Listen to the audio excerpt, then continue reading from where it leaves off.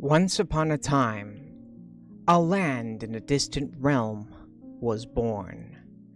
The land was much like the world known now, but it was much older.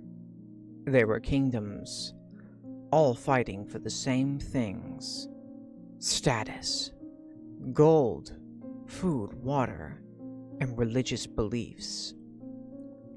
The lands were ruled by one god, a nameless god, who hated humanity. The humans in this realm were not the same kind of humans, as they had what was known as the animal spirit. The nameless god had forced the humans into its control, and not many were truly free.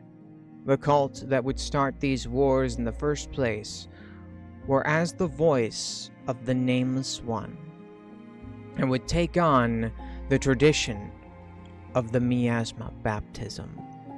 Miasma was the very blood of the nameless god, and would awaken the animal spirit within. Although some souls were not meant for the miasma baptism, and their bodies would be consumed completely. The blood was like a poison that would drain the will of whoever touched it. Some of the nameless apostles would drink the miasma and have the voice of the god. Some would die, others would not be the same. For thousands of years, the humans of this realm had no purpose, only following blindly the words of the cult apostles, till one fateful day, a chosen was found. The Ackaba lineage. For generations, the Ackaba royal family ruled over one of the largest kingdoms in the land. Their reign was strong, and the family stronger, till rebellion struck, as the wife grew tired of the first emperor of the kingdom's choices, Chuma Yud Ackaba, and his wife, Asha Amara Ackaba. They would disagree on most things, but when the Great War started, she wanted peace. She tried everything in her power to stop it. But Chuma was a stubborn man who would not back down from a fight, as well as being influenced by the will of the Nameless One. When their children were born, Asha would only get to spend so much time with them, as Chuma was not only stubborn, he was also a cruel man who didn't want her weakness to rub off on his warriors-to-be. She was saddened by this, and couldn't take it much longer. She would entrust Nala, the firstborn, with her wishes of peace and kindness. Nala Joribara Ackaba. Asha was then exiled to a distant land after she was discovered doing this. Chumua's wrath was unstoppable, and he would force his rage out into the battlefield. And unto his two sons, because Nala was the firstborn, he would inherit the throne next. So Chumua would be fearsome and cruel to Nala as a boy. His brother, not so much. Kamabara Zaharai Ackaba was the young and yet the most smart and mischievous child, always fooling Nala into getting himself into trouble, even so far as to mess with the cult speakers. As time passed, Kamua only grew more bitter and cruel, and as Nala was now fighting in his war, Kamua was unprepared for what would happen next. Kababa had staged an overthrow of Kamua's reign, as he had lost the favor of the Nameless One. Ackaba, with the help of the cult, covered up Kamua's demise at the hands of his own second-born son. And as Nala was supposed to be next in line, Ackaba used his wit and close connections with the cult to place himself as emperor. When Nala returned home to find the changes, he would try to confront his brother to ask what had happened to father, and what had changed his mind for the birthright. But the speakers would be waiting, and captured Nala, making him a sacrifice unto the Nameless One, calling Nala the Truth Seeker, and the Chosen. And soon, Nala's life would change forever. The death of humanity. Once Nala was captured, the cult members would bring him to the temple of the Miasma Pool of Baptism. Bones of the forgotten souls littered the temple as a testament to the power of the Nameless One. Then, the ritual would start. Nala was then thrown into the pool of miasma, stripped of his very humanity by the acid-like blood of the god.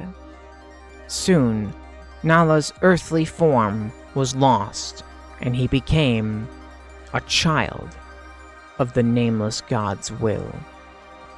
A king cobra to demonstrate his inner self and true status as the Forsaken King.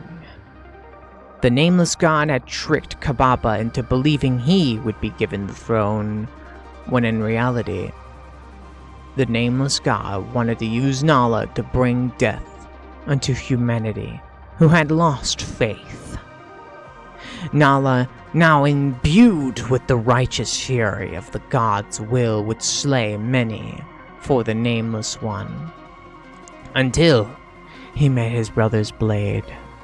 They would battle each other, and Ackaba would fall.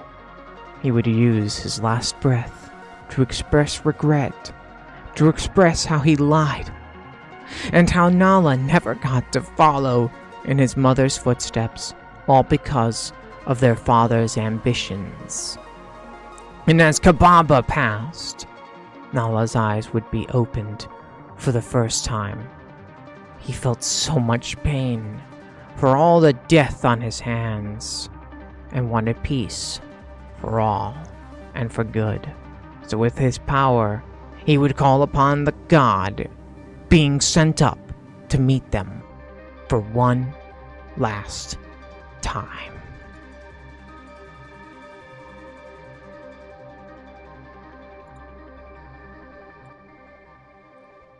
The death of a god. Nala would be face to face with the Nameless One, and the god would speak with such anger, saying, "You child, dare to come to me when the job is not done yet. Humanity is not worth saving. The animal's time has come, and you will bring forth my will. This rebellion is fruitless. I made this world, and I can unmake it." Yet you didn't make man, which means you didn't give them life. You forced them into this plane of existence, forced your beliefs on them, and made them worship you like a god. But you are no god. You are something else, and I intend to shed light upon this land and free it from your tyranny. Fool! I have been ruling over your world for millennia. What will you have without my grace? Without my power, you are nothing. This, what you did to me, isn't yours anymore. It's mine, and I carve my own fate. So have at you, and let the wars end forever. You naive boy. You know not what you say or do. I will gracefully teach you. And so, their battle waged on for eons, their power meeting, until Nala was disarmed, and at the mercy of the god.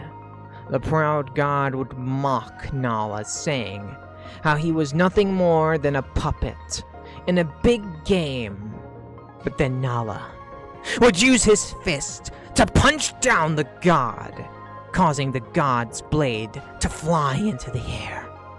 Nala would grab the blade, learning its name, Harbinger, and would use it to slay the god.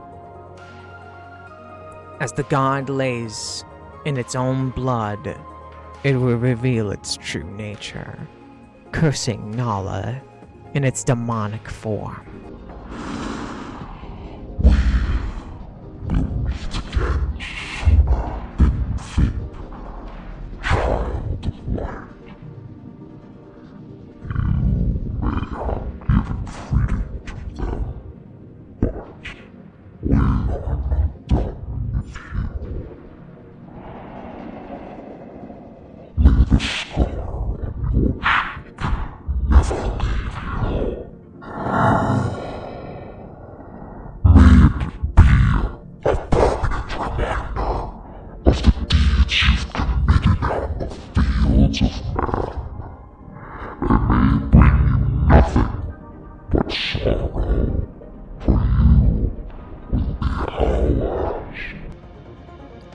No, I won't. I will find my own way in life, Dark One.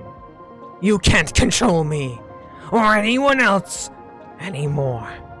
This scar, I won't wear it with sorrow. I will wear it with pride, for my mistakes made me the man I am today. So be gone, foul creature! This is where our story ends, as Nala would use the blade to reach out into new worlds, freeing the humans who were trapped in this realm, and starting a new chapter in his life.